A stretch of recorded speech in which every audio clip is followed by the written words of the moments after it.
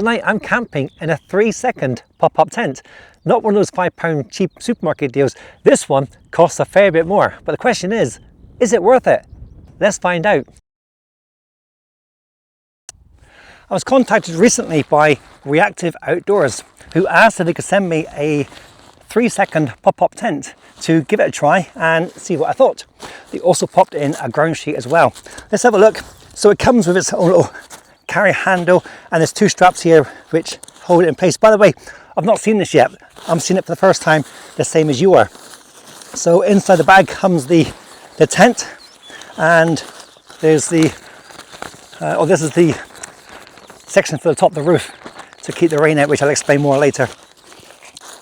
And also in here you've got the thank you card for your purchase. They were sent it for nothing, which is very kind of them. And instructions, and there's also the tent pegs and guy lines are in here. And you've got 2, 4, 6, 8 tent pegs. So let's pop that away a second. Oh, let's put the ground sheet up first of all, because it could be a bit bumpy here. I don't want to ruin it before we even try it, do we? In a second. By the way, I'm on Dartmoor. What a place to try it out. So let's get this tent ground sheet put up first of all.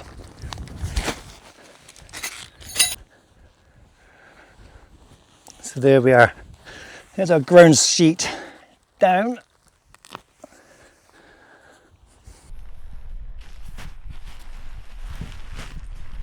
Now, according to the instructions, you lay it in place, spread out the legs, and then you lift the main body, which is, it's like all the poles are connected, a kind of locking mechanism.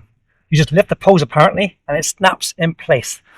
Let's find out if this actually works, how easy it is. So try this to show. Right, go it up and oh, that's it. Oh my goodness, that's it. Well, that was easy. Let's turn the door that way because this is facing east, and it's great for watching the sunrise in the morning.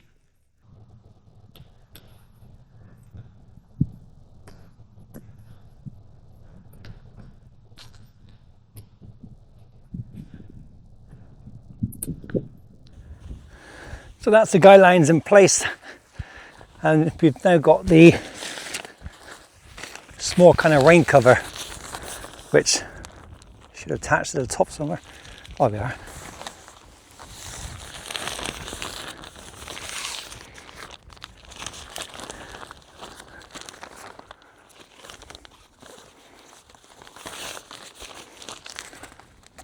So it says a 3-second tent. Obviously it takes more than 3 seconds. Actually connect it into place, it takes probably 2 seconds. But overall, it's taken me maybe, I don't know, 3 or 4 minutes. Hardly anything at all. That's actually quite loose, so that will flap about a bit. So I'm going to adjust it. Instead of going straight to the D-ring, it's going to bring it down and hook it over that piece of material there. That's not going to do no harm at all, but it is a lot stronger now. That's better. So there we are, it's all set up.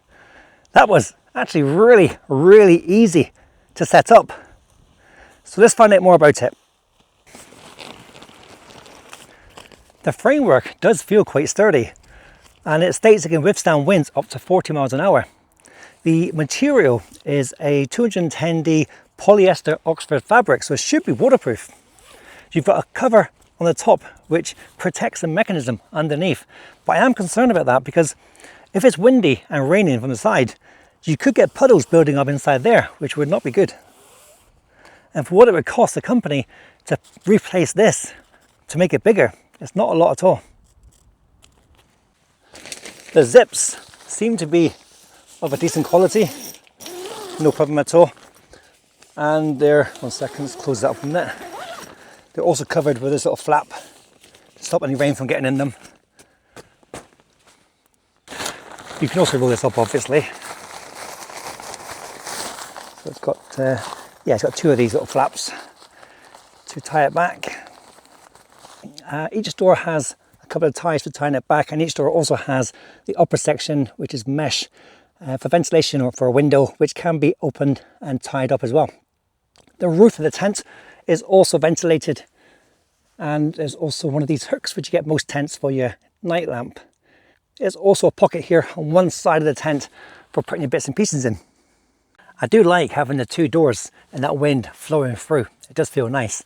Now, it's advertised as a one-stroke, two-person tent, but two people in here and the backpacks, there's just not enough room, and there's no vestibule, so you can't put a backpack outside.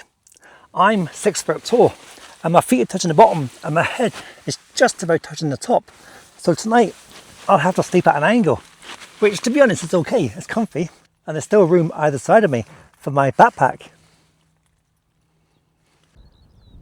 The weight of this tent is 3.7 kilos. The dimensions are 200 by 135 centimeters with a height of 130 centimeters. The tent retails for about £200, but at the moment Reactive Outdoors have got an offer of 50% off, so it's down to £100. It's also available on Amazon for the same price, about £100.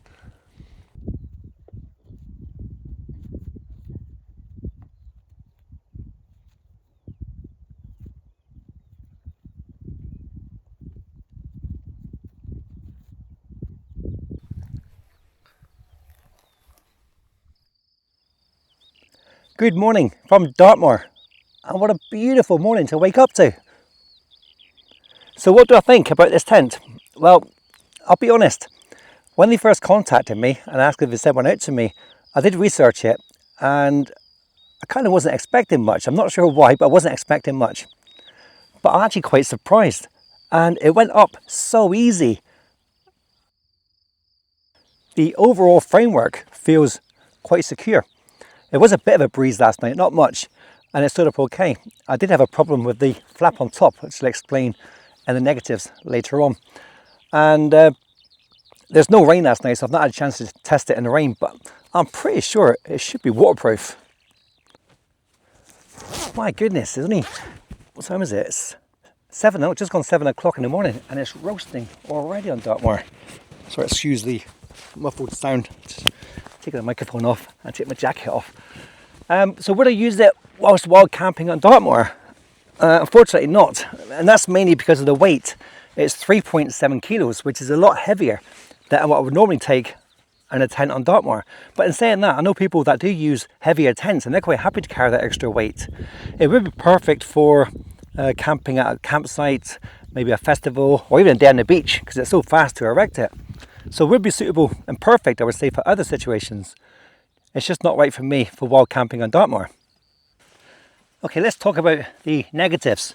Now, obviously the weight is my concern for backpacking or camping. It would be a bit too heavy for me. But one thing I was concerned about was, move the chair out of the way a second, is the flap on top. I do think it should be a bit longer, because I would be concerned about the rain gathering underneath there. And also, last night with a bit of wind, it wasn't that windy, but it was windy. Yeah, this part was just flapping about. It's quite loose, and I did have to just wrap this around here a couple of times to give it more tension and then hook it on, and that did make a difference through the night. So I do think I need to adjust this. First of all, obviously make it a little bit longer.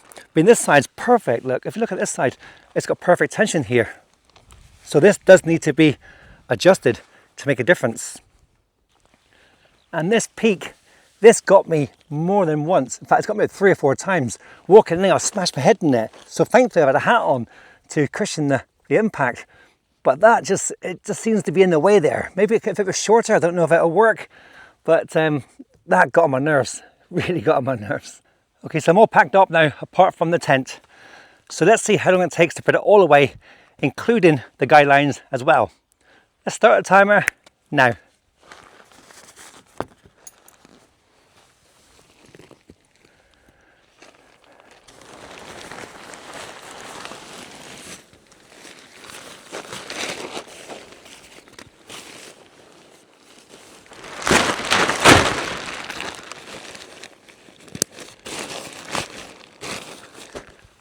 And there we go, as quick as that.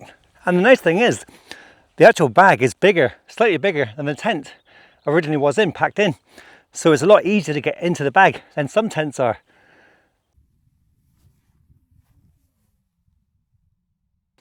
all packed up and ready to go. Just having one last sweep of the area, make sure I've left nothing at all behind. So I hope you've found the video helpful, hope you've enjoyed it. If you have, please give me a quick thumbs up. And until next time, whatever you're doing, have a great day. Cheers.